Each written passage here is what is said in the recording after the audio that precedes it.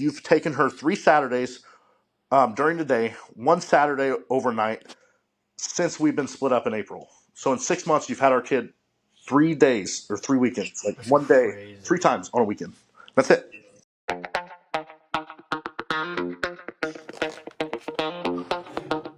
Hello and good morning. Hey, how you doing, man? Doing all right. I might sound like a bit of a stuffy mouth breather this morning. I left my windows open last night and it dropped 30 degrees. I know it's getting cold. Where do you live at? I'm in Central Illinois in Oh, Springfield, okay. Yep. right at the capital there. I definitely wish I would have thought ahead. Yeah, no worries. Well, yeah, thank you for jumping on the pod for sure. Yeah, I really appreciate you having me on. Um, like I said, I've got a little bit of a different kind of story that I don't know.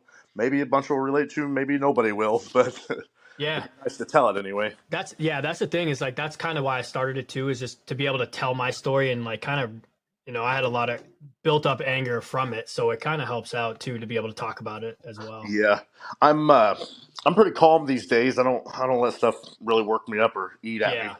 It Yeah. is nice because I don't go around telling people and none Right. of that stuff. I don't want to ruin anybody's images and slander, but Yeah. nobody knows me here, so Perfect.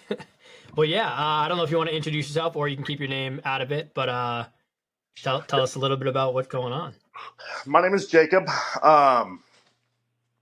I, I'll kind of jump into the whole story here, and the beginning might sound a little rambly, but it the precursor is needed for the rest of the story to totally understand everything. So I grew up in a little bitty town in Central Illinois. The whole town had 1,100 people. My class had like Wow. 12 or 13.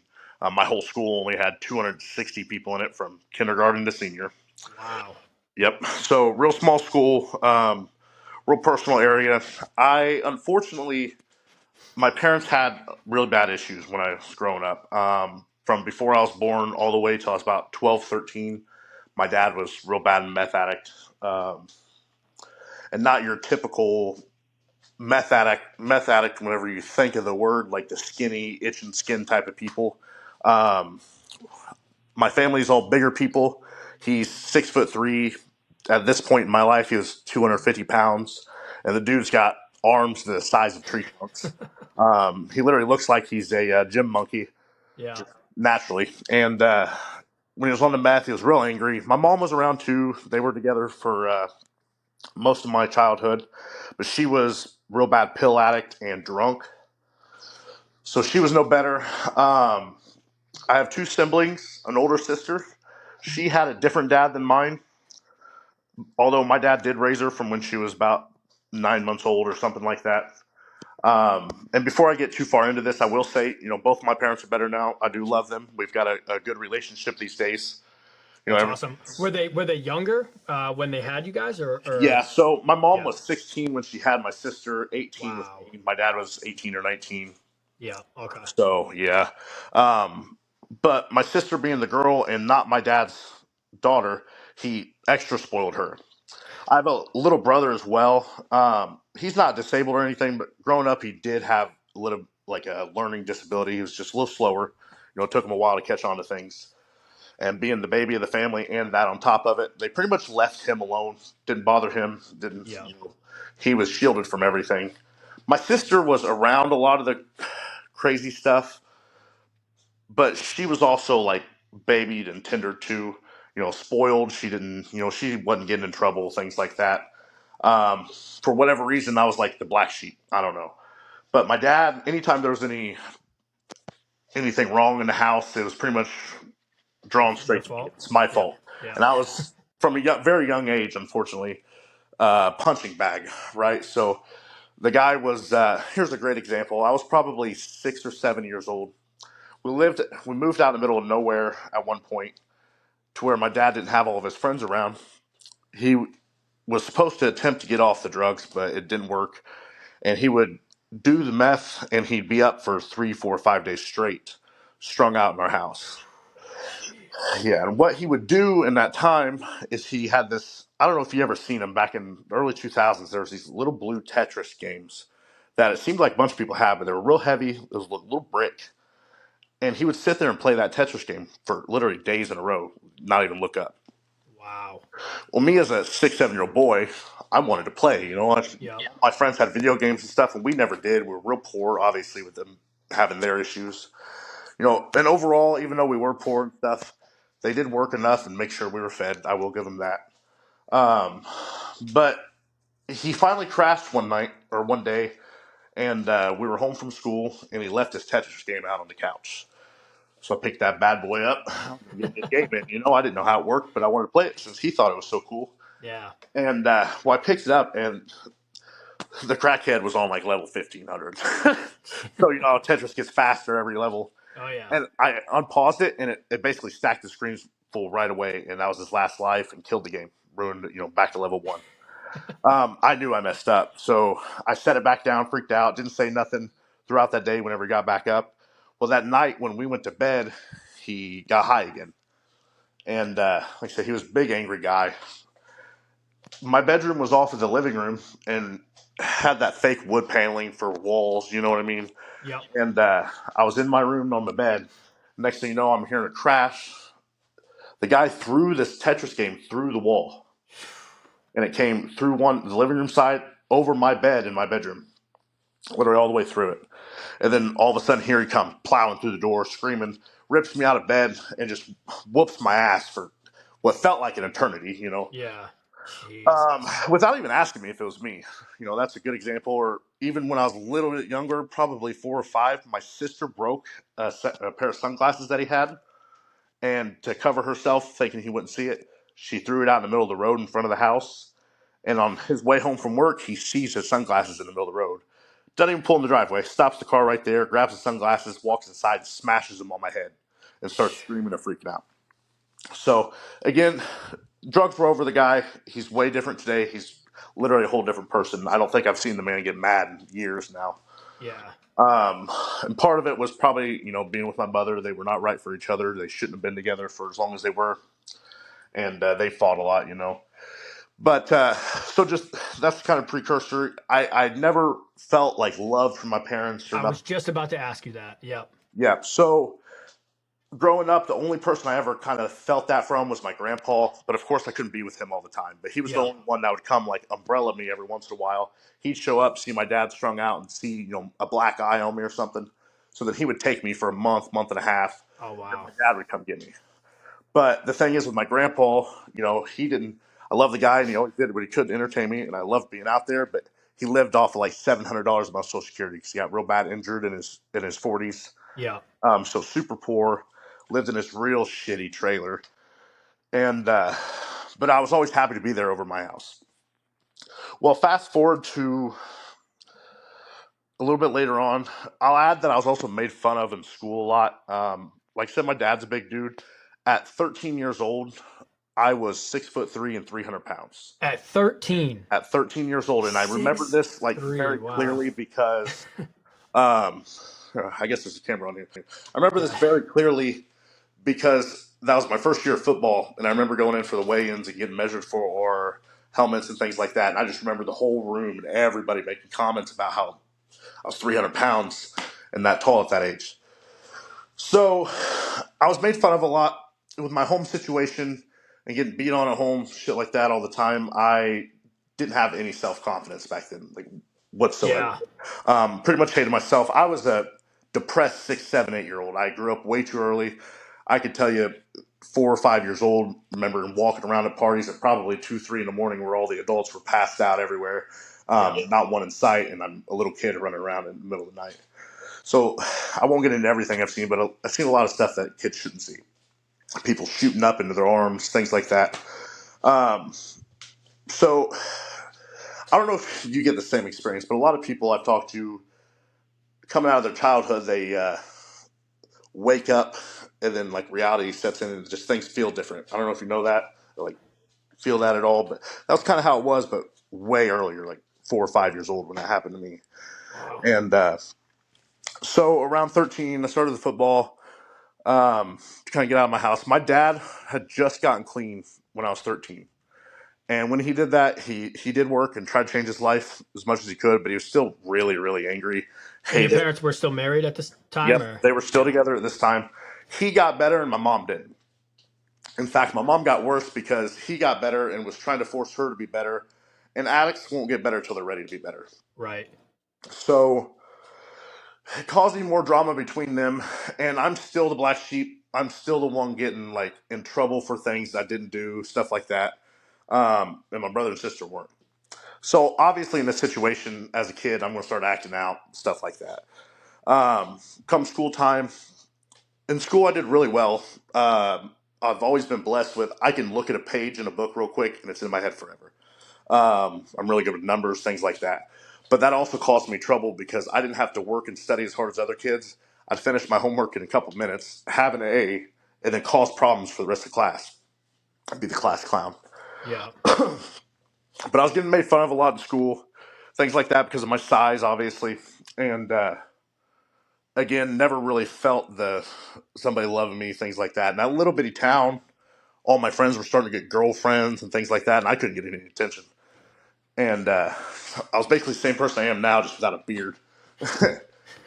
And so I was starting to feel that too, of me not being able to get girls' attention. Granted, in that little bitty class, there was 3 girls that they were all right, right. passing between each other, and none of them worth even talking about. But so I was dealing with that. I was really the depression and mental issues were really setting in on me a lot then. Um, Fast forward to when I was 14, right before I was 15, after being blamed for a lot of stuff I didn't do, my sister she had just turned 16 and she was stealing my mom's checks to put gas in her car. Uh-oh. For some weird reason, my parents didn't believe it was her and it was me. I was stealing their money. And it added up a couple grand. My dad, like I said, he was doing better. He started this truck driving job, hauling livestock, and he was making really good money. He went from being a meth head that had basically no income or barely any to making, this was 2011 or 12, and making $1,800 a week bring home or something like that. So that was big money for him. He moved us to a little nicer house in town. Again, my mom was still bad, and I started to act out after that whole check thing. I thought I'd be cool to show off to my friends. I've always been obsessed with cars and motors ever since I was a little kid. Um, I took my mom's car out for a joyride. Did it a Uh-oh. few different times. My dad had gotten him this big diesel truck, and it was all souped up. It was 500 horsepower, something crazy. And I was taking it out, and I never got caught. I drive past police, and the one little cop in our town just thought I was 16 or 17 because, Right. again, my size, and seen me all over. So I was getting away with it. Then one night, my dad had bought my mom a brand new Cadillac, first brand new vehicle them two have ever owned in their life. And they had it for about 2 months. And I was out in one of the joyrides with my boys and come around the cattle barn by our school and decided to turn the opposite way at last second when it was pouring rain. Car didn't turn, drove into a pole on school grounds above this stage. Hit this pole, it comes down, take off running. Never see a fat boy run that fast in your life. Um, I made all the way home, tried to make some story about my sister's boyfriend or something I thought come and got the car. Made this whole scene. My mom worked swing shift 12 hours, so she was asleep at this time. It was probably 9 o'clock at night. Um, Wake her up. We all go to the crash scene. I'm like, "Oh, what happened? This and that." Well, next morning, again, my dad's always blamed me for things, and a lot of times he wasn't right. But this time he was. In the morning, he's calling me. He didn't get. He left home around 1 in the morning, or no, 10 or 11 every night. Come home around 1 in the afternoon from truck driving. So he calls me in the morning before school. He starts asking me questions, and he's like suspicious and like kind of hinting at it. And I knew, yeah. So I went and hid in my garage. My sister normally gave us a ride to school. Um, they leave without me because they couldn't find me. My dad's calling me. He's like, "I know it was you, this and that." And I was like, "Okay, it was me." I was like, "But I'm going to call the cops. You don't even have to. I'm going to call him because I was so scared he's going to beat the Yeah, shit oh out of me yeah. when I got home. And he's like, "No, you better not, this and that." So he comes home. Surprisingly, doesn't. That was one time in my life I thought he was going to freak out, and he didn't. He was very cold toward me, wouldn't talk to me, this and that. But allegedly that caused a lot of the final issues between him and my mom. They weren't good for years, but that was it. That was the divorce. They were splitting up. They decided, weeks after this happened, because they couldn't stop fighting over us, me, and they both had a lot of really bad resentment at me over that. And they still thought I was stealing money too. And my dad, being the breadwinner at this point, when he never had been, he turned pretty cynical toward my mom when she was allowing all this money to go missing, not paying attention. So that was a source of a lot of the fights. And then, so they split up. My dad moves the town away. My mom goes even deeper depression. The woman's real bipolar and got anxiety real bad. Like, she's never once went to my school or a sports game. The third grade concerts that you put on for your parents and grandparents. Yeah. Never once. Never PT or parent conference, nothing. Because of it, she just won't go out in public. And so she's down even worse. She gets into heavy drinking real bad. And if you heard me and my dad on the phone, we sound identical. We don't quite look the same. We look similar, but we sound identical. And our attitude's pretty similar, I guess. And she hated it. And it would cause a lot of issues. And they wouldn't speak to each other. They still have not spoke to each other since he left the house, but they would Wow. scream at each other through me. Yeah. My dad would call me screaming just bloody murder for me to tell my mom, and then my mom would do the same thing back. And it was stressing me out real bad at 15 years old. Right. And my mom was fed up. We got in a real bad fight. She sends me to my dad. Was going okay with my dad for a minute.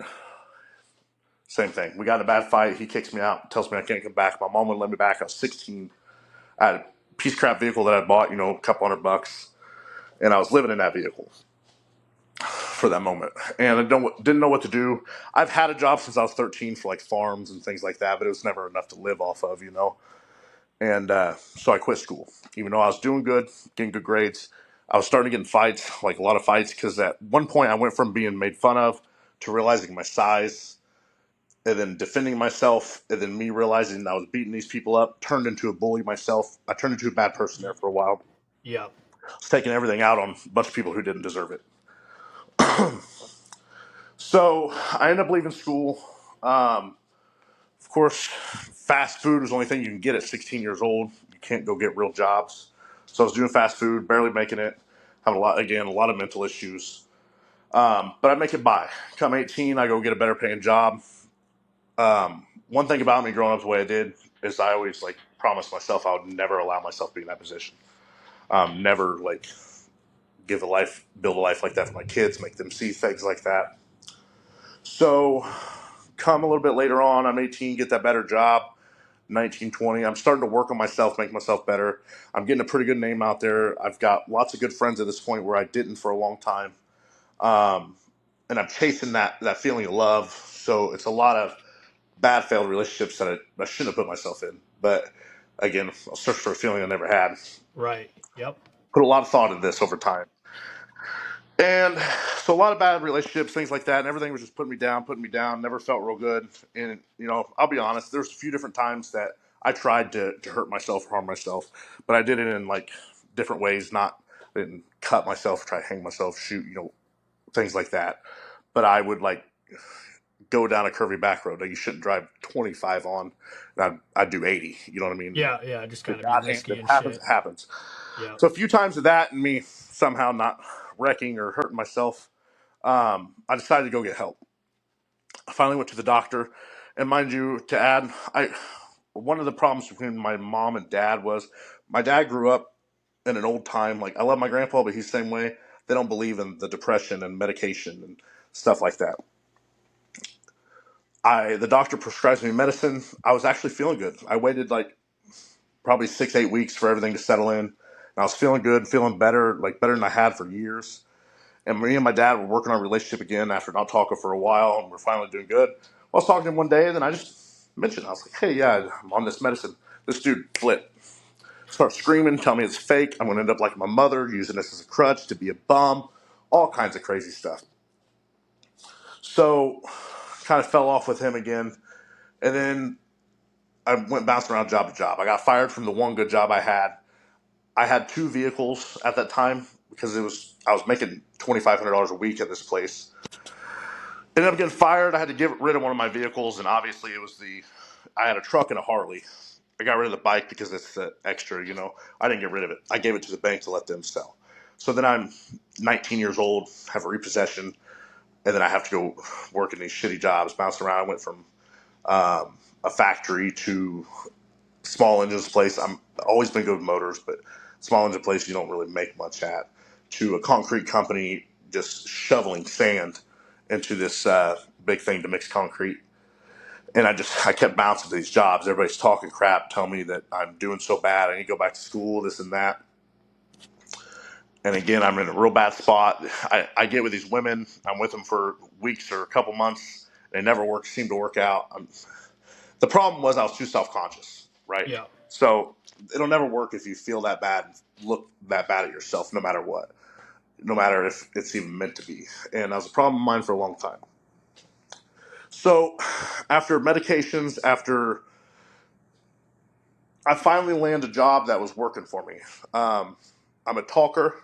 I got hired at a Ford dealership to be a technician, and I was going to take advantage of Ford has these programs where they'll pay for these students to go through school and be the high-end technicians that make the $40, $50 an hour. So I was going to go through their asset program. I got hired at this Ford dealership. The general manager of this dealership's office was right off the shop, and my bay was 6 bays down or so. And normally everybody in the shop's real quiet. I talk too much. So I'm sitting there talking. My voice is loud, and carries a lot. He come out there. He's a little 5'5" Greek dude. It's so funny. He come out there so mad looking, and his little black mustache. He followed me, Mr. Shelby. Walked back to his office. I thought I was in trouble. He's like, I keep hearing your voice every time I'm in here trying to work. And he moves me to. He's like, I want you to try sales. I was like, I don't know about all that because not a very social person at this point in my life after Yep. all the crap that I had dealt with. You know, I tried to avoid people more than anything. So it puts me over to sales, and it was just natural. I was good at it. I talk real well. I'm good at matching personalities with people to build rapport and things like that.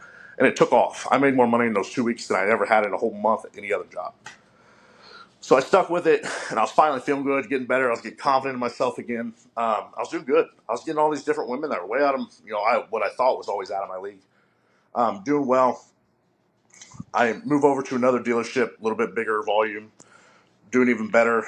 I went from barely like working hard as hell to make $30,000 a year to I was sitting at a desk and talking Right. Right. to making $80,000 a year, not doing anything, driving these cool cars.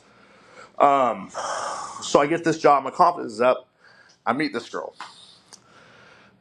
and out of all the women I've been with, she was the most like clingy, right? It never felt right to me. Like I didn't really feel that. She was hot. She was a cute girl, nice body, this and that. I'm like, you got to. And my thing is like, I might be messed up because of all this stuff. I don't really feel emotions like what I think other people feel emotions. I don't get overly happy. I like when somebody sees somebody they haven't seen in a while, they get excited, jump, hug, run toward each other. It's never been me. I've never felt Yep. that. Um, so I think something's wrong with me is what I convince myself. That it's me and you need to just force it, make it happen. This is what it is. So this girl, I meet her, we do all right. Basically, after the third time we hung out, she kept showing my house and never left. Ended up started dating, moved in with each other after 2 months, way too fast, but moved Yeah. in with each other. And she literally like was on me everywhere. I couldn't sit down without her laying on me. We didn't spend a day apart. This is the girl I ended up marrying. Um, we didn't spend a day apart for the first year and a half, or close to it, close to a year and a half. It was when my daughter was born. After she was born, it's the first time I ever got a day without her. Um, but with this girl, it wasn't really feeling great. But I was just telling myself, obviously, this girl loves the shit out of me because she's acting like this. Um, so I started bringing her around to my friends. This should have been one of the first red flags. I bring her to one of my buddies' parties. She's 4 beers in or something. I walk away. I'm going to add that she's in the army and she's a nurse at this point. Or she was not as high as nurse as she is now, but at that point she was going to school to be the higher end nurse. She was CNA. And that was one thing too that I liked. So a lot of the women around here in these small towns just are it's terrible for me to say and judge, but just dirt balls, right? A lot of them have no Yeah. goals. They rely on their husbands to be truckers or factory workers to live off of, and that's just what it is around here.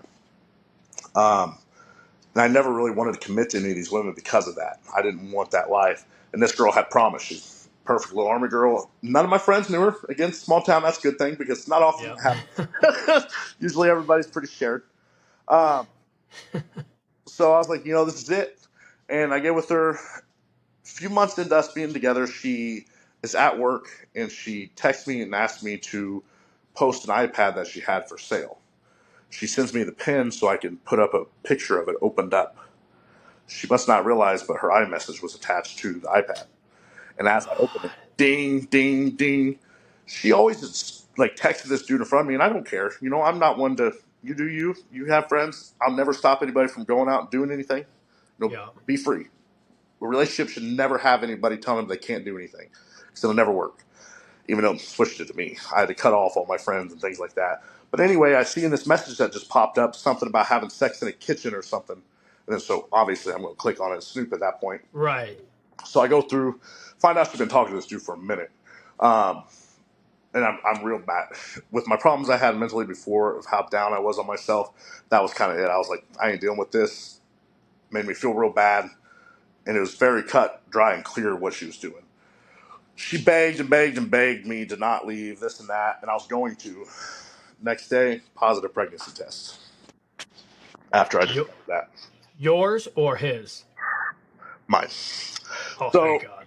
yeah, she had claimed that they hadn't had sex in months. It was this and that, and it was just them chatting, and it was the attention that she was talking. I don't know. There's always a story, Yeah. but that was a concern of mine. She convinced me that it was mine. I'm like, okay. I had the doubt, a lot of it. Once the kid came out and I seen her, I knew obviously it was mine. For example, she was a month early and 9 pounds 14 ounces. So I was 10 pound 4 ounces when I was born. My Oh, family wow. just naturally giant people, Yeah. and so I didn't really have any doubt. And then now, especially now, she looks just like me and my family. Um, but that was a real doubt through all that. But I stuck by her. I didn't want to be that guy that was absent. I wanted my kid. I wanted a happy family because I never had one. That was Right. my one and only goal in life that I'd ever set for myself. Because I'm not here shooting to be a big star, famous, nothing like that. Coming from the area I'm in, my goal is to live a happy life, happy family with my own land. Well, we get through the pregnancy, and it wasn't bad. I put off a lot of the stuff and didn't let anything work me up. Just put it off as hormones for her being pregnant. Um, she, come to find out, had been on medicine for a long time, some mood suppressants and stuff, and it all came out when she was pregnant. But again, I just thought it was her being pregnant. So we have the kid. Um, I took 3 weeks off of work. I had enough saved up to help with the newborn. And when my daughter was born, I stayed there, did well. I fed her for the most part as much as I could. She breastfed and didn't produce enough to store. So for the most part, she did have to feed most of the time. I didn't really have an option in that. But thought we were doing good. We felt good. Everything's going okay. Again, I never felt this love feeling that everybody feels with her. But once I had my baby, I knew that feeling, right? Yeah. It's different. It's Dude, unexplainable. it really changes everything. It Like, it's does. such a different feeling. Yeah. And after having my little girl, I can honestly say I've never once in my life felt that feeling with anything, anyone, anything before. The whole time I thought I was broken, not being able to. It was in me. I just couldn't get it there. So once I had the kid, I was feeling that feeling, and I kind of knew. I was like, me and her, it just ain't right. But we've been together this long now. It's a little over a year. We have a kid. You got to stay here for the kid. And at that point, for the most part, everything was good. We went a lot of days without fighting. One thing about us is we were a pretty good team and like making money, advancing, getting better, doing stuff, right? We're good at pushing each other um, and building. So about 3 weeks, 4 weeks after having a kid, a friend of mine invites me to a big off-road event at a mud park, doing four-wheeling and stuff. So I felt real bad. She made me feel real bad, but she was like, whatever, go. That's the first time I had asked to get away from her, and that's the first time I ever was away from her in that whole year plus. Right. Come home, everything seems okay. She didn't seem too mad. Said the day went well. 2 days later, I had to run to where my dad lives to grab something. I can't remember what it was. But he pulls me aside. He goes, the whole, hey, son, what are you doing? Not taking care of your kid and putting it all on her, blah, blah, blah. It's not that fair, this and that. What are you talking about? He goes, Abby, my dad's wife, his new wife, is friends with my now ex-wife's mom at that point. Well, her mom went to my dad and his wife saying how terrible I was being. Wouldn't help with my kid, this and that, and so terrible. And I'm like, I've been there every single day. I don't know, what Yeah. this is about. But she likes attention. Come to find out is what it is. She just likes that. She wasn't telling me all this time that was happening, but she was Right. behind my back talking to these other people, putting me down so that they were like, oh, and comfort her and stuff like Yep. that. Yep. So I was feeling real off then. Come a month and a half later or so, she tells me some whole thing about how she's going to go change my daughter's last name to her name because she does not want to have a different name than her kid. So I either get married to her or my daughter loses my name. Yeah. Well, what do I do? So, okay, we could do that. And this crazy girl, she's all about Facebook and looking good, right? Yeah. So she buys her own ring, sets up this vacation and this whole fake proposal thing, even though she did it all. And we faked this whole proposal for Facebook. Isn't that wild? I'm telling Yeah. you. And it gets worse than this. So you just hang on to your seat. This is just where it starts to turn.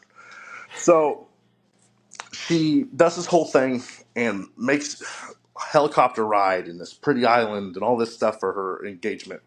I just play along, whatever. I'm at this point, it's your life. I'm living in it. You think. And at this point, I was starting to make really good money. I moved to a bigger city, more volume. I was moving up in my job, making 100,000 plus a year. She had never seen that kind of money because she had a similar childhood to mine, not quite the same, but drunk parents, parties, things like that. Um, so she's enjoying this money too, and she starts to not work. Well, I let it go because she's in school. I pay for her schooling, all that stuff to be her LPN and then RN. Um, we're driving, what it looks like anyway. And I don't think too much about these crazy fights and stuff because they're going to happen.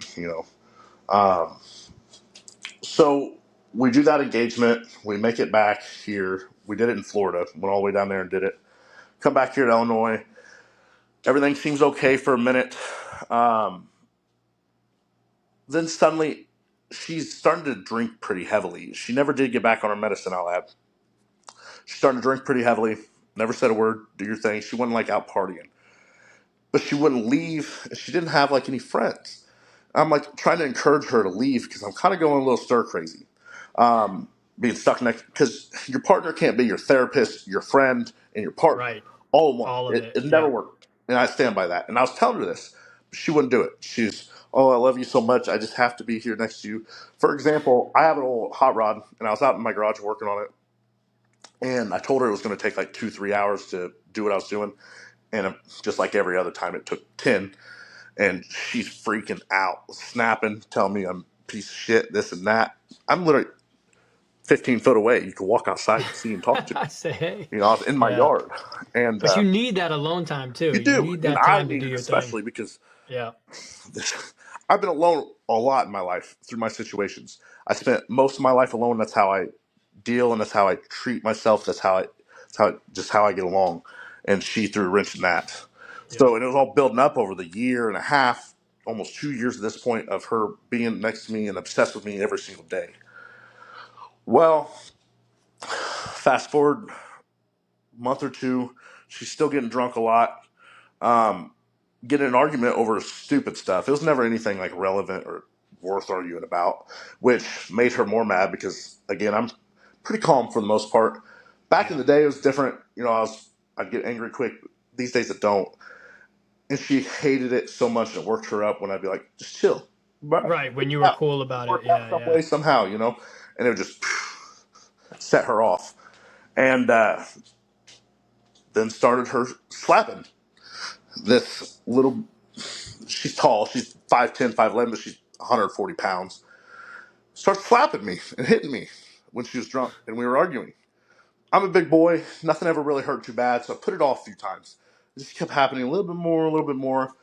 Fast forward to the night before my wedding, October 1st of 2 years ago. What was that? 2021, 2021. 2021. Yeah. Um, it was the night before our wedding. We do the rehearsal, and the rehearsal's not going well, and she's taking it out on me because her friends kept talking and wouldn't listen to instructions. So we kind of separated, and I let her just cool down. I thought we make it to dinner, and we go with her friends, and we're all drinking. And leaving dinner, I thought everything was cool again. She brings it all back up and starts snapping on me again as soon as we walk out of that restaurant. Make it back home. She continues yelling, freaking out for probably an hour. Then starts her smacking me and punching me when I would say things she didn't like. I sat there and let her hit me like that for an hour and a half probably. And then it brought out a part of me that I hadn't seen since I was probably a teenager. I put that away. I don't get angry. And I finally snapped. It broke me. And as soon as I did that, it's probably not right, but I couldn't handle this girl hitting me anymore. I grabbed her by her wrists and pushed her away from me. And when that happens, her heel hits the frame of our bed, and she spins and knocks onto the TV with her shoulder, and it bruised her shoulder. So what does this crazy girl do? Whips out her phone, starts bawling on cue, like out of nowhere. Starts The bawling. night before your wedding, too. Yeah, starts bawling and saying how crazy I am. Because at this point, I am kind of rambling. I'm mad. Yeah. And the more aggravated I get, the louder my voice gets. My voice is loud anyway. She's putting on this whole show for her phone on this video, calling me crazy, this and that, and it's just driving me up the wall even more. We were living in this really old house at the time, and I went to go leave this room to get away from her, and she's running up on my back, calling me names, this and that, and the door wouldn't open. And I grab it and I yank really, really hard, and this old oak door falls apart, literally breaks into pieces. Shit. And we're renting this house, and all this stuff keeps happening back to back, and it's just more and more. I'm steaming at this point. So I go down the hallway, and there's another door. This door wouldn't open, and I knew what was going to happen, so I just punched this door, and a bunch of pieces it went. And then I'm mad that I just broke two doors in this house that I rent. So I turn and on my way through the hallway, there's this wall. It was drywall, kind of like this right here. Right, so I'm going. It's a lot thinner than this though in that old janky house. And I go and I kind of hit it with my fist real hard and my shoulder at the same time, and it busts the stud on the wall. She's recording everything. Yeah, so you look like a crazy Look like a person. psycho. Yeah. But don't show the hour and a half, 2 hours of this woman literally beating on me. Right. So I finally I call it quits. I go out to my truck. I act like I left even though I was just in the backyard. And I slept in my truck that night, the night before our wedding. The next morning, I've had doubts for a long time, especially since the whole iPad thing, there at the beginning of our relationship. Right. Doubts for a long time. It never felt great. That morning I went in and I was going to have a talk. We ain't doing it. We're calling this off. We're not getting married today. She whips out this video, spins it to a point where I'm screaming and I break a wall, and says that if I don't marry her today, she's sending it to all my family, law enforcement, and I'll never see my kid again. Holy shit. Yeah. What do I do? God. Strap on that suit and a smile, and I get married to this crazy woman. Because at the end of the day, with me not having any evidence, even though I've dealt with this point, it was 6-7 months of her slapping, like hitting me, punching me. Right. And then especially that show the night before, I'm 6'4", 300 pounds. I bench 220. Who's going to believe that I wasn't the aggressor to this 140-pound Absolutely. girl who's Army? I'm a dropout. She's Army. She's a nurse. She's this and that. Nobody. Yep. I knew, and I'm screwed. Because I got RBF. I just look like a big, angry, bald dude. And I just knew better. So I stuck with it. We got married. It seemed okay for a couple weeks, like 2 weeks, probably 3 weeks. Then it got a little weird. She started acting funny. I bought us a honeymoon in Mexico, but it was out in February when we got married in October. Come after the first year, she was being weird, and we make it to Mexico, and we get in an argument first night we're there in freaking paradise, bro. And it was a $5,500 for 4-night resort. It was literally the nicest place I could find, nicest place I've ever paid for in my life. I'm excited and freaking but for whatever reason, something's bugging her, and she just won't be happy, and that's aggravating me, and then we just don't jive after that, because I'm mad that she's mad. She's mad that I'm not mad or mad. All the drinks were provided. We get drunk, and that night we make it back to our room up there, our suite, and she's doing it. She's freaking out, and she legit kicks me in the chest, backhands me in the face, freaking out on me, right? I think I was drunk and I made a comment saying something about how I like the Puerto Rican women or something because there's a bunch of them down there. Uh-oh. And I shouldn't have, but it set her off, is what the beginning of it was. Well, then finally, after all that, I'm getting angry and I get loud, but not too loud because I know I'm in a hotel. Yeah. She lays on the bed, whips her phone out, throws it on the record and onto the nightstand, and then covers her face up with a blanket, screaming like she's bawling when she's not even like actually crying. Oh, Dude, so it's just recording your audio and stuff? yep. Yeah, yeah. So then you hear me like, and when I'm angry, I do say mean things. I'm like, "Come on, stupid," things like that. Don't cover your face up when you started this. I'm pulling this blanket off your face. Like, so I go to pull this blanket, and she's got a grip. It doesn't come. So me and my anger, I give it my all. I don't realize how strong I am sometimes, and she flies off the end of the bed with this blanket. I do feel bad for that because I wasn't meaning to. She'll swear up and down I did it on purpose. Even today, I'm Right. sure if you asked her, but it really wasn't. I was just trying to rip the blanket off of her. And she hits her shoulder on the nightstand, and it left a pretty good bruise right away. Like it was already starting to change colors. This woman calls the Mexican police on me at this hotel Whoa. on her honeymoon in Mexico. Yeah, fuck that. So, Damn. yeah, the police come in there. They have a translator. They set us apart. They take our stories. I tell them exactly what happened, what I did. I did tell them she flew off the bed, but I wasn't mean to. I am sorry for that, but it happened. She's telling them that I was punching her and everything else. They look at my hands, obviously see no marks. I don't have a scratch on my hands, nothing. But you see little red marks where she'd been kicking me and everything before. For whatever reason, police will never take it serious when a guy like me is getting hit from a girl like her. Okay, well, calm down, stay separate, don't make us get called again, and we're not taking him in because he didn't do it. We don't believe it. Oh, wow. Yeah, so they let me be, and we were good for the most part for the rest of that honeymoon or that vacation. We make it back. Things are just rough and good for the longest time. Fast forward to November or October of last year. I can't remember if it was one of her friends. She finally found friends and she was going to these parties that they had. And I willingly let her go. I've been through that. I went through the whole party stage at 18 to like 22. I went wild. I've been in a lot of dumb situations and I burned it out of me. I'm not a big drinker. I drink 3, 4 times a year max. I just don't want to fall into that stuff like a lot of my family has. Yeah. Never done drugs my whole life because of that. I smoke weed, but that's the worst of it. And she's went from high school to army to me and pregnant. So she never went and had that time. She was younger than me. She turned 21 when we was together. I'm only 26, by the way. I know I look 40, but You're 26 now? yes. Holy shit. Yeah, you do look older. People Wow. guess all the time that I'm like 35, 36. Yeah, I Uh, never would have thought 26. and Even the way you present and speak, you don't yeah, seem you 26. wouldn't think I'm a Wow. dropout, huh? Well, fun fact, Right. to toot my own horn here. I'm the youngest finance manager is my position in my job. I'm the youngest finance manager in Ford Motor Company history. Um, No way. the position Wow. doesn't Good for you. always require a degree. There are lots of guys that get into it just from experience and stuff. I'm really, really good with numbers. Always have been, like I said earlier, um, and just had some good people I worked with that seen it in me and put me through schooling and everything else to get the job. But I literally, I'm number 2 in charge at a dealership. I run the place. Wow. Um, so at this point in my life, everybody knows who I am. I'm Chamber of Commerce around here. Just things you do to you get yourself into for sales to try to earn business. I'm a pretty respected person for the most part. I'm letting her go do that stuff because again, I'm past all that point in my life. I'm a different person. I'm building my family. Everything's coming together. I'm making good money. I've got a beautiful little girl. She's healthy. She's 3 now. Never had to go to the hospital or have a doctor's visit Yeah. other than checkups. So we make it to that October, November.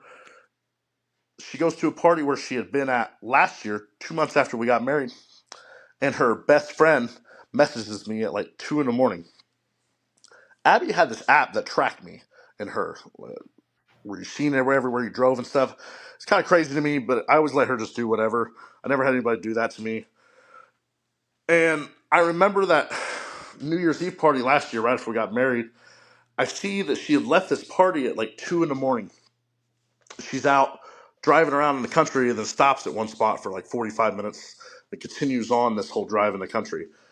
In the morning, she already had some story prepared and already texted me before I even asked her about having to go get clothes and extra alcohol or some dumb shit. And I told her then, I don't delete any messages. I've got stuff on my phone all the way back to like 2015. I go back Yeah. and look because that November, her friend messaged me saying that, hey, we don't like this. She's doing this to you. You've always been good to us. Your wife is upstairs having sex with another man right now. And 5, 6 people at this party even walked in and seen it. Pup Oh my Coleman's. god. You know, I'm kind of emotionally dead for the most part. Like I said earlier, I don't really feel Right. things like people do. And I kind of expected it because things were funny and I didn't really ever feel right with her anyway. She, this was at 2 in the morning when they messaged me that. She never messaged me again. I stayed up. I had our kid at home. 20-year-old me probably would have went to this party and drug everybody outside. Right. Yeah. Me at this point, I don't. I don't even work myself up. I'm like, it's whatever. I stay calm. I wait for her to come home at 9 in the morning. She finally shows up, and she's like, "Hey, I'm bringing my friend over here with me." I was like, "No, you should probably go ahead and drop her off. We've got to have a conversation. I don't want to go do this in front of your friends." So then she's suspicious. She already knows at that point, because guilty Yeah. conscience. She starts freaking out, trying to call me. I don't answer none of them. She takes a friend home, comes back. By this point, I have dude's name, address, license plate number, um, pictures, all kinds of stuff. They sent me everything on this dude, and Yeah. again, eyewitnesses. So there was no question this happened. This girl will lie and lie and lie. Kept saying it didn't happen. It didn't happen. There's no way. Her phone's cleared. You don't see. She hands me her Yeah. phone. Oh, check through it. She didn't. She didn't think to check Instagram, where she had messaged the dude her Snapchat name on Instagram the night before. So I was like, oh, this is the guy. Will you just tell me the truth? I'm trying to be calm. And I'm getting more and more angry the more she's lying. Yeah. Um, then I'm like, look, if you don't tell me the truth, I'm going to go knock on the door at that party, and somebody there's going to tell me the truth. She's, oh no, it didn't happen, didn't happen. As soon as I leave and get out of the driveway, I get a screenshot from her friend Scott, or her friend's boyfriend Scott, of her sending out a mass text message to everybody in that house. Clear out. This big ass dude's on his way there to cause trouble. I'm irate at this point, and I really was. I Yeah. was going to cause trouble. So I'd lost all control at this point. I drive the 30, 40 minutes over to this party that happened the night before, and everybody was there but Abby. Well, her friends Scott and Haley, the ones that told on her, were sitting outside. They knew I was coming, so they left the house, and they were sitting down the block. Well, I seen them. I go pull up, and Abby the whole time is calling me, freaking out. She still has not admitted to this. I pull up next to her friend, and I'm talking to her friend, and Abby thought it was just her boyfriend saying it. So she's like, "No, ask Haley, ask Haley," and she hears Haley say, "Stop lying. We've seen you having sex with this person." And she Damn. went silent for a minute. She's on the phone in my truck, and then she's like, "Yeah." So I was like, "All right, that's it. I'm already here, and I'm wound up, and I'm in." I at that point, I like fast stuff. So my trucks, I've got the one I've got now is almost 600 horsepower. The one then was 500 something.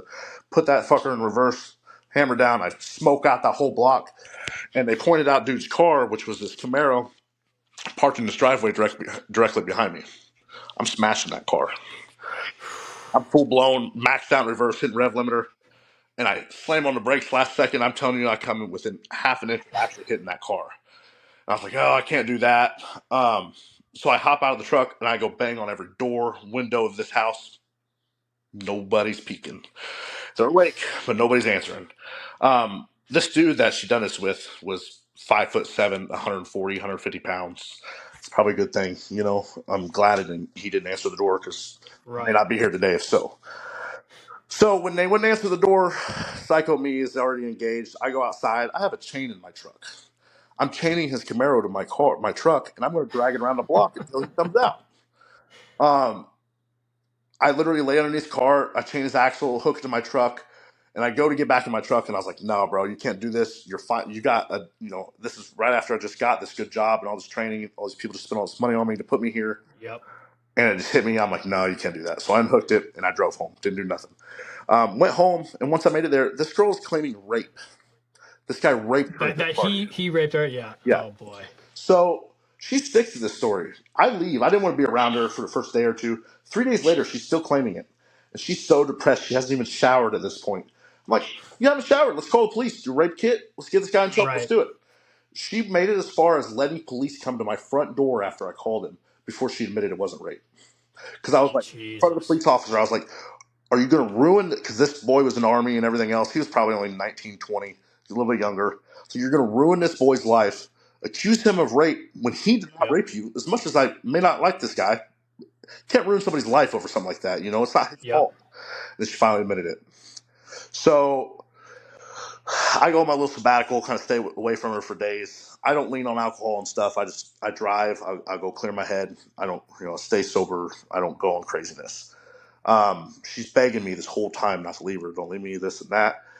At this point, she's gotten her higher nursing license, but she still only works 1 or 2 days a week. She does part time off this app. She's leaning on my money. She knows she doesn't have to work.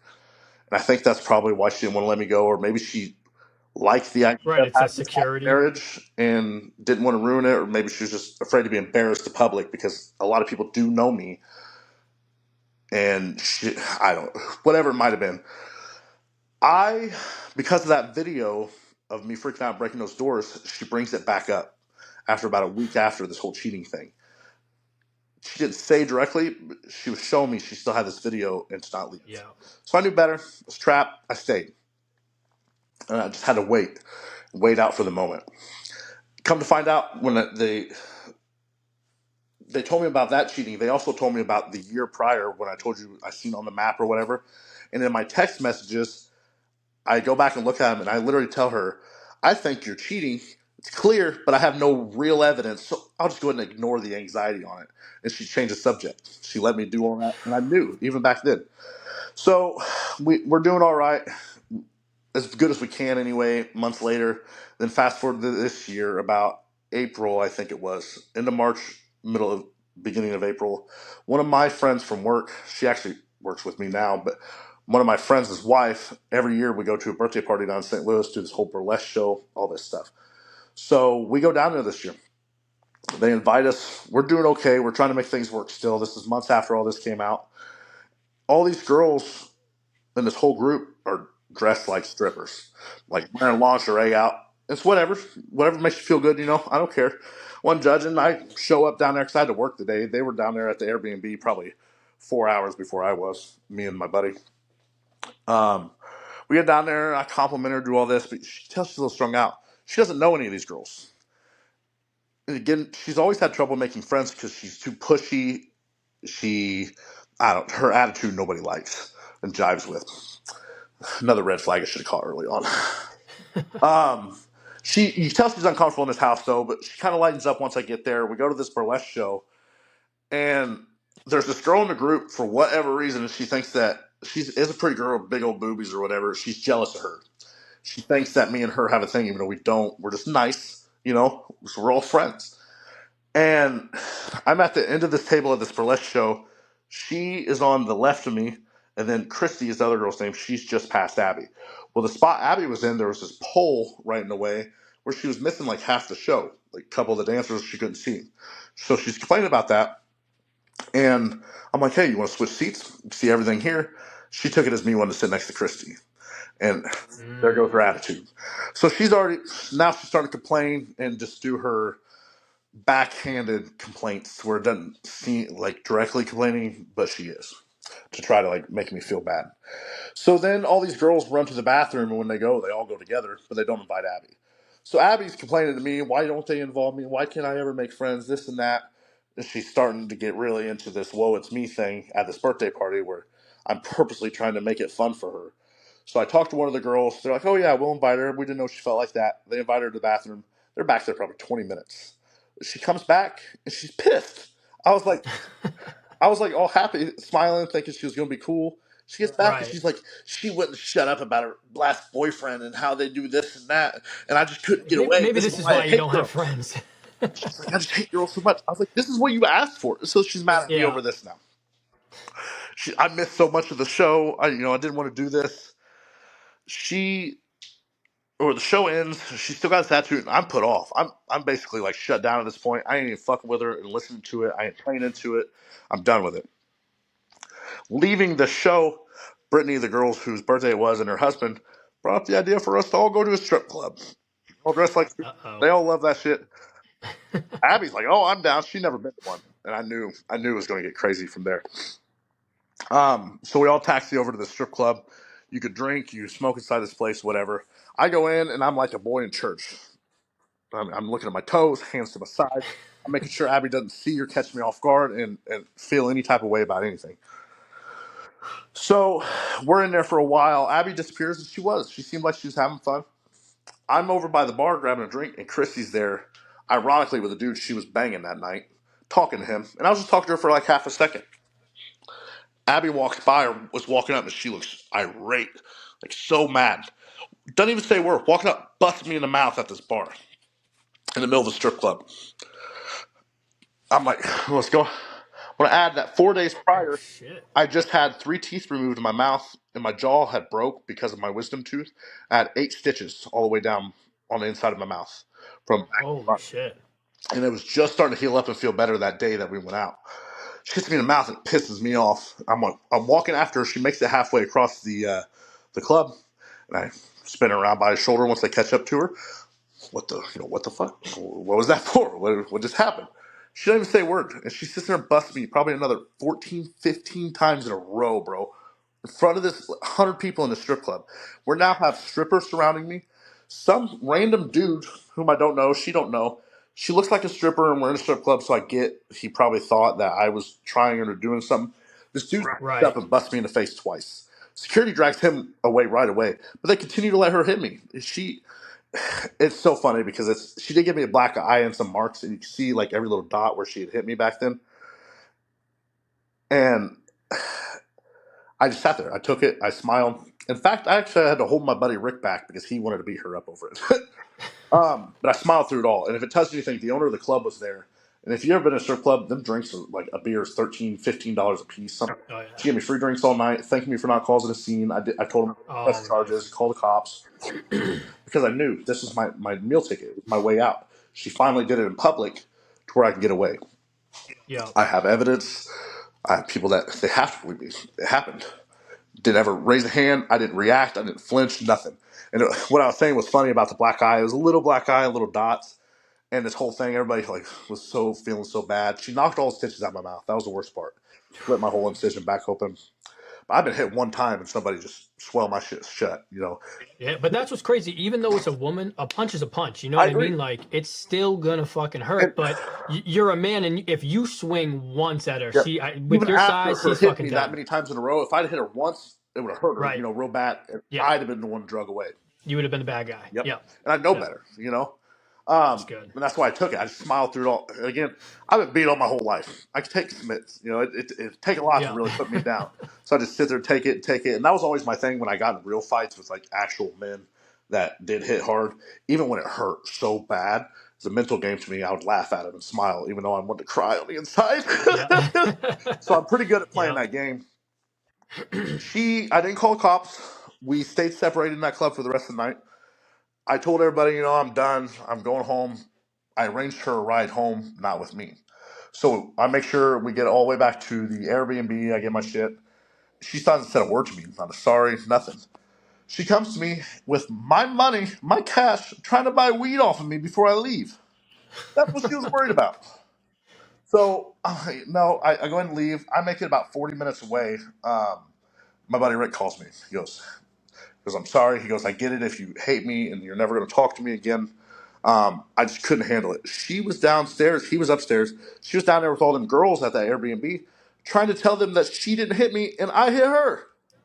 After all these people just watched it. Rick come downstairs Yeah. and snap. Called her this and that and everything else and kicked her out of the house in this skirt. It was like 40 degrees outside the skirt and this lingerie top.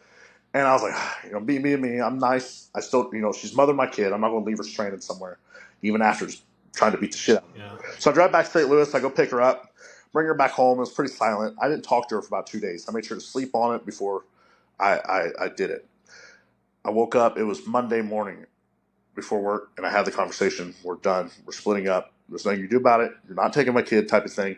She's like, okay.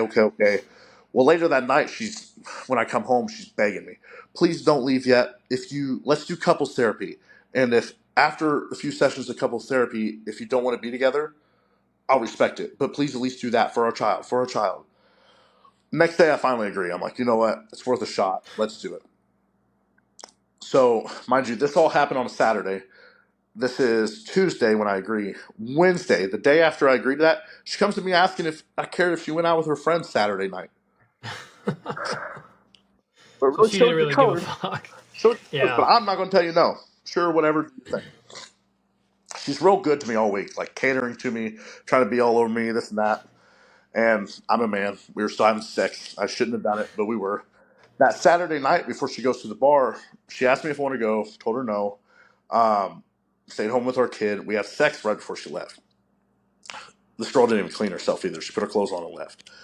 Well, I go to bed around 11 or midnight, and I wake up at 5 in the morning, and I see a notification from my doorbell, the video doorbell, where she'd come home at 2 something. Okay, cool. Well, then I look down at the bottom of the screen. It's disabled now, even though it was just on earlier and seen her coming home. I walk out in the living room. She's gone. Nowhere to be found. Car's there. She's not. So I call her, didn't answer, and within 5, 6 minutes, I see a car 3 houses down stop. But she gets out of the passenger seat. She wouldn't even do it in front of my house. No way. Because she knew the ring was going to Yep. catch her. And then comes inside, we Oh fight, my and God. even then, I snatch her phone because I see this somebody texting her. This dude's sitting there texting her like smiley faces, this and that, like good night. It was such a fun time, this and that. And she's sitting there trying to tell me that she met a couple at this bar, and they were just out smoking. I was like, so you're going to tell me that you came home at 2, never texted this couple, and they knew right where you lived and picked you up at 3:30 in the morning, and it was a couple, and they're yeah, this and that. Well, of course, figured that out real quick because he sent another text message, looked him up, found out who it was. Dude hit her age, Oh my wasn't this. Still tried to tell me that it wasn't anything. I know better, so I'm like, all right, this is it. Next day, I find a house. Everything lines out perfectly. I moved out Monday, and this was Saturday. Good for you. Yeah, I Yeah. had enough sitting around. I was able to put deposits down, all this stuff. I move in. This dude that's just telling me that they didn't do nothing and wasn't to worry or shouldn't worry about moves him into my house a week later. Yeah. Yeah. Sounds about right. Yeah. So you Jesus. think this would end here, right? So we move out. Everything's going okay. We're kind of cordial. She's not begging me. She's not doing none of that stuff anymore. She's trying to leave me alone. But now that she's with this dude, she doesn't even like ask to take her kid. My child's with me for the first I think it's 2.5 weeks. She never took her once. Yeah, Wow. I'm okay with taking care of her. I don't Yeah. care at all. But she deserves a mother, and she's not a bad mother. She loves our kids. She takes care of her well. She's just entering this party stage at this point, and this was April, I think it was, or May when all this was happening after I left, and she's with that dude. She finally takes my daughter one day. She's out on the river on a pontoon with her dad, and her boyfriend's with her. She told me, or we had planned to meet up after I got off work on a Saturday at like 6:30 in Petersburg, or the town she lives in, so I can pick my kid up from her, and her and I do go out. Well, she was late, and I drove all the way over that town. It's 30 minutes from where I live now, so I just sat in town, waited and waited. She had texted me and said, at this point, I keep skipping parts. When we split up, she made this whole thing about not introducing partners to our kid for at least 5, 6 months, this and that. I'm like, okay, cool, whatever, we could do that. At this point, I didn't know dude was living with her already. I didn't know. 3 weeks later, at this point, um, she tells me, "Pull up front, don't pull in the back." Right there is a little funny. Obviously, you're up to something. But I was already on the way down the road when she pulled in. She texted me too early. She should have waited a minute. I see dude get out of the car and I see her get out. So I got to just pull in the back where they are so kid can get right in my seat and to have the talk. I'm like, you made this rule. You should follow this rule. And she's just kind of ignoring me, has attitude. She's buckling my kid for me in my car seat. And I notice she stumbles. And when she talked to my daughter, she sounded super drunk. So then I start to get aggravated. You guys been drinking? You just drove an hour and some odd minutes with my daughter, my 2 year old, drunk. And then she gets irate. She's pissed. She's walking off. And oh boy, me and him just had a nice conversation. He's probably 170 pounds, 5'8", somewhere in there. Again, I'm 6'3", 300 plus pounds. Um, After I made her mad, dude starts to chest up to me on my property. I let her have everything. She was like, she was refusing to leave. She's like, no, we can, you can go in this bedroom and I'll stay in this one. I just wasn't doing it. It wasn't worth the fight. I let her keep it all. I just moved out. I make enough. Yeah. I can buy whatever and I'll just start over. So he's chest up on my property, and after this, being aggravated about her being drunk, this and that, I step out. I'm like, do that to me. And dude starts like trying to shove me, and every time he aggressively smacks my chest to try to shove me, he's shoving himself back. Right. Yeah, and he starts like talking crap, and the next thing you know, she comes over the top of him, punches me in the face after we're split Oh up. my god. This is all in front of your child My too? my, my child's in my truck at that point. Yeah. Oh, And I'm furious over the drunk thing, and then now this, like we're split up, and you're still trying to hit me. And when she hit me, dude thought it was okay for him to hit me. And he didn't really hit yeah. me. I didn't get. He just like slapped me like I was a child. It was weird. I ain't never had a full grown Someone slap you. man. I was confused more than anything. But at this point, I'm like, all right, I'm done playing. I've been too nice to you for too long. She's a nurse. Yeah. She's in school to be furthering the nurse. One domestic violence, they pull your license. You're done. You can't be a nurse. I'm spiteful at this point. I call police. Police come. I have marks on my head where they both had hit me, mainly her, but you see both spots. Cops come. This dude is throwing a fit because I call the cops. He put me on Facebook Live, called me a bitch, this and that. I just stay there silent. Yep. And Good. during all this, this is the one this still lives in my head rent free. Um, he done it just to make me mad. I know he did, but he was going off. He's like, "I'm going to become your daughter's best friend. I'm going to see her every day. I'm going to make your daughter call me daddy." And that's the phrase. It lit me up. I would have beat the shit out of him. Yeah, I was like, if you ever touch my kid, I'm blowing your fucking head off. You Yeah. know. And when the cops get there, he's like, "Oh, he said that he was going to shoot me." And I was like, "If one of these cops touched my kid like that, one of you guys, Yeah. I'll shoot you too." And the cops were Same like, thing, yeah. "Understandable, bro. We get it." I tell him about them being drunk, this and that. And the cop's like, "Well, we didn't see him driving, and they're in the driveway, so there's nothing we could do."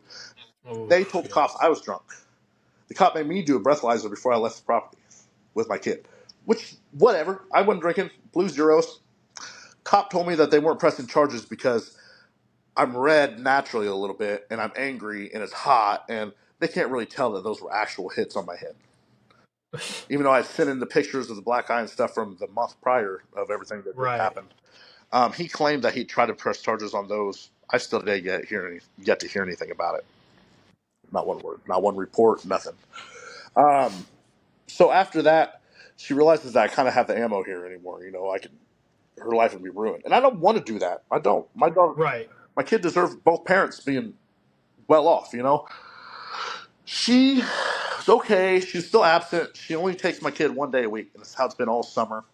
She's out wilding out, doing her thing, and again, she never had it. I get it. No judgment. You go do your thing. Um, but daycare, I have to live in this town I don't want to live in, away from all my family and friends, all this stuff because I can't make the choice to pull my kid out and go somewhere more convenient for me because this spot's convenient for her. Yeah. And I can't do anything about it because I don't have full custody. So, Because you guys are technically still married yep, and just living apart. yep. Yeah. Okay. I've got paperwork in the works right now to get all that taken care of. But she only sees my kid one day a week or whatever. I don't say much. I kind of let her go through because I figure she'll work it out of her system. And not everybody, but most people do go through something like that in their life where they go a little nutty for a while. No judgment. Stay back for a while. Fast forward to this past August, my daughter's birthday. I didn't really want to do the whole together birthday party thing, but I just did it. It was whatever. It did sound a little easier. Yeah. I was supposed to pick up the cake, this and that. And we rented this park. She texted me the night before asking if she wanted me or if I wanted her to pick up the cake instead since she had to run to that store anyway. I'm like, oh, cool, sure. I'll just see you there at the party. Guess who's the no call, no show to her kid's birthday party? She got drunk the night before, didn't go and passed out around 11 in the morning and missed this 1 o'clock birthday. I'm there with all of her family. You know, Again, my family don't really show up to things. Even my wedding, Yeah. my grandma showed up, who's now not here anymore, and my dad showed up.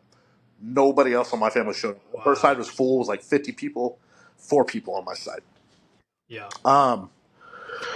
So I go through that. Now all of her family is seeing what she's doing and keeps wanting to come to me and tell me I'm doing great and this and that. And sure, I appreciate it. I really don't care. I don't need your approval. I don't need to hear how bad she's doing. I just want this over with. So I'm starting to get aggravated, and it's the point where I hire an attorney because I'm going to go after full custody. I'm Yeah. tired of making things convenient for her. Last week, my daughter has a cold, and her daycare sent out a message saying that somebody had strep. If they see any signs of coughing, anything, any sickness, you're getting sent home. Can't come back till you have a doctor's note. I keep my daughter home so she wouldn't have to go to the doctor because it's just a cold. She doesn't need a doctor, you know. Yeah. She'll work past it. And she was fine with that. She kept her home Wednesday. My days off are Thursdays, but I had to work last week. So I went ahead and took her in on Thursday, give her some cough medicine. She wasn't coughing. Come Friday, she had a real deep chest cough, and she definitely shouldn't have went. So I text her in the morning, and I'm like, hey, this and that. I knew she was off that day. And I was like, Millie, she's got it. She can't go in. And she starts snapping. Well, come to find out she had plans with her boyfriend that day.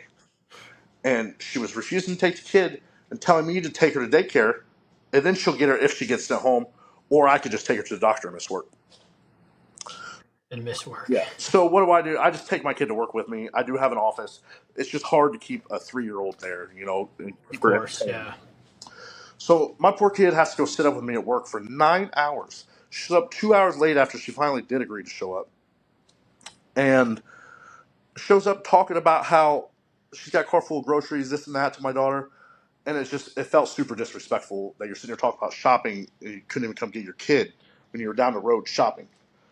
Um, didn't say a word, but I'm aggravated now. This past Monday, somehow, some way, I hadn't even seen her itch her head or nothing, but my daughter got lice and got sent home. I drop her off in the morning at daycare. An hour later, I'm in a meeting, and they call me saying she needs picked up. Abby is also off this past Monday, and I knew she was, but she wasn't answering the phone. So I go ahead and go get the kid. I bring her here. I do lice treatment. There wasn't very many, but she did have there's a couple in there. So I do lice treatment. I'm in the middle of doing 30 loads of laundry through my house to clean everything and do all that stuff. She finally answers around noon. And I was like, hey, I already did all the hard part here. I need you to get the kids so I go to work. She starts talking about how she has cats and long hair herself and she can't take the kid. And she's not going to. I'm going to have to keep her and call off work until Thursday or Friday when she's fully cleared up. That's so crazy. This woman is crazy, bro. Wow.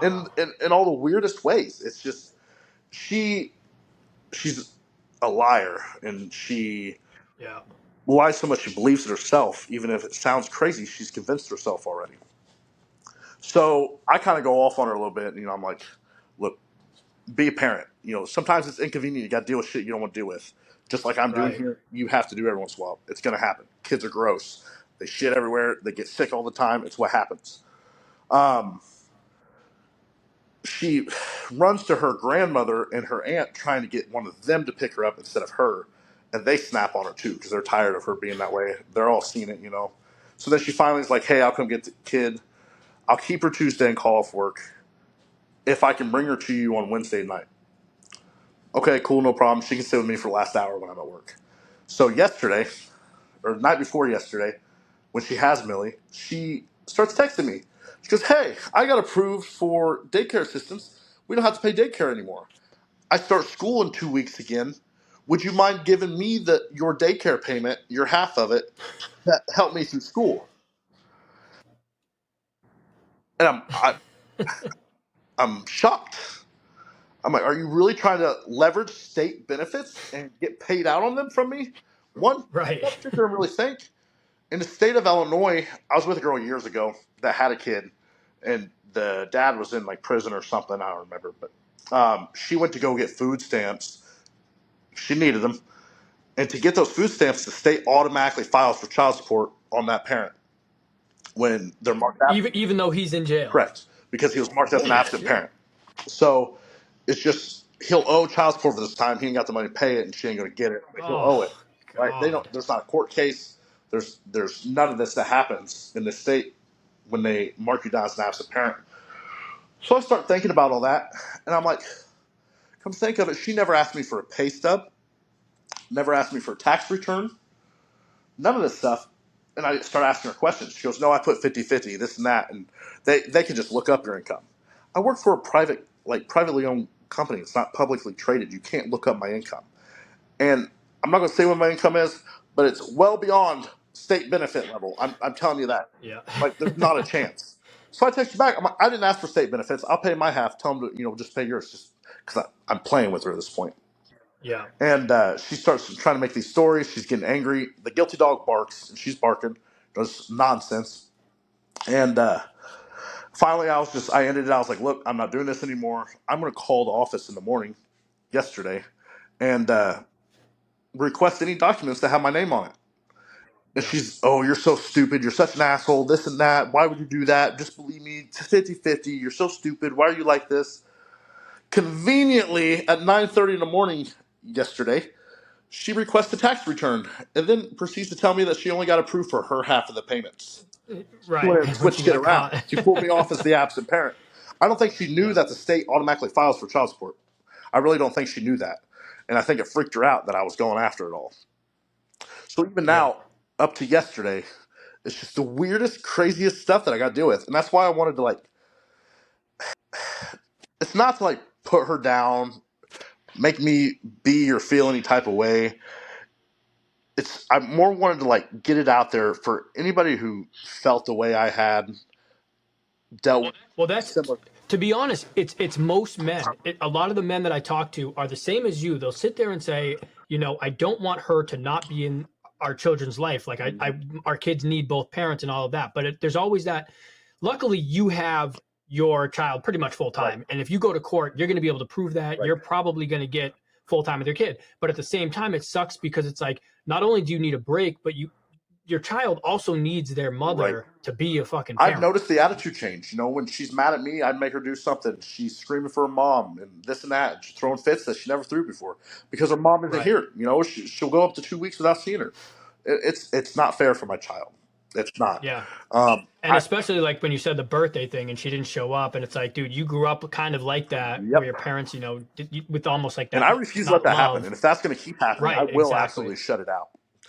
Yeah. Um, but she's claiming now that she's going to actually try and keep her more of this and that. She was like, "Oh no, you don't have her 90% of the time. There's no way you can prove that." I've got everything right, every receipt, Yeah. everything. Pulled out, whipped a picture out, and showed her. I was like, "You've taken her 3 Saturdays during the day, one Saturday overnight since we've been split up in April. So in 6 months, you've had our kid 3 days or 3 weekends, like That's one day, crazy. 3 times on a weekend. That's it." Yeah. And then she's like, okay, well, maybe he's a little more serious than I thought he was. I'm, I'm not a dummy. Yeah. I'm prepared. I know I've seen this happen to friends and other people over Yeah. the years. That's why I waited and stayed in a relationship that I was not into for almost 2 years because I knew how it would get turned against me.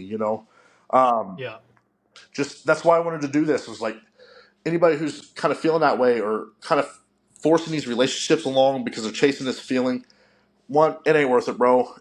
Two, patience. I learned it, and I will never allow anything like this to happen again. Patience is the number one. If you're in a bad situation like I was in, I could have went off the rails and hit this woman. I could have done any number of things and ruined my life in the process, or ruined my chances with my child in the process. Hang in there. You don't overreact. Be patient, and things will work. Yep. Yeah. No, that's great advice for sure. You give somebody Because some enough people will rope, they pop will hang off. themselves. Yep. Yep. Awesome, man. Well, yeah. Thank you for coming on and sharing your story for sure. Hopefully, it wasn't too jumbled. I wish you. No, no. I wish you luck too. I mean, I know it's obviously still going on. So Yeah, I honestly, I really don't even think I need too much luck at this point. I think yeah. I've got it all together. She hasn't kept track of a day, a receipt, and Right. I've got every message. I've got messages of her telling me she's glad she punched the fuck out of me in that club, and I've got pictures. And it just screws herself doing Yeah, that. so and with Yeah. her nursing and her not wanting to ruin all that stuff because she has spent a lot of time in school and work doing all that. I don't think she'll go that far. I think we've got it in the bag at this point, and Yeah. simply because I waited so long for it to happen. Yeah. And that's what sucks. You got to put yourself through all that Yeah, I bullshit. tell you, of all But those years with my parents and all that stuff, nothing felt more lonely and worse when I was trapped in that relationship that I knew I couldn't leave because I was risking not seeing my kid. That was the worst feeling yeah. in the world that I've ever dealt with, Yeah. no doubt. But you hang in there and you get past it, and it'll get better. Yeah. Awesome, man. Well, keep us updated. I definitely want to know how this turns For out. I'm sure. sure you'll get full custody, even. And I know your situation. It's not like you want to, I'm going to let her but go. yeah, Just going to sometimes you keep her need for a to. month or two before I officially file. But if she slips up, Yeah, I'm not going to wait around any longer past that. We're going to do it. yeah, for sure. So, Awesome, man. all right, buddy. I really appreciate Yep, it. I appreciate you. Have a good one.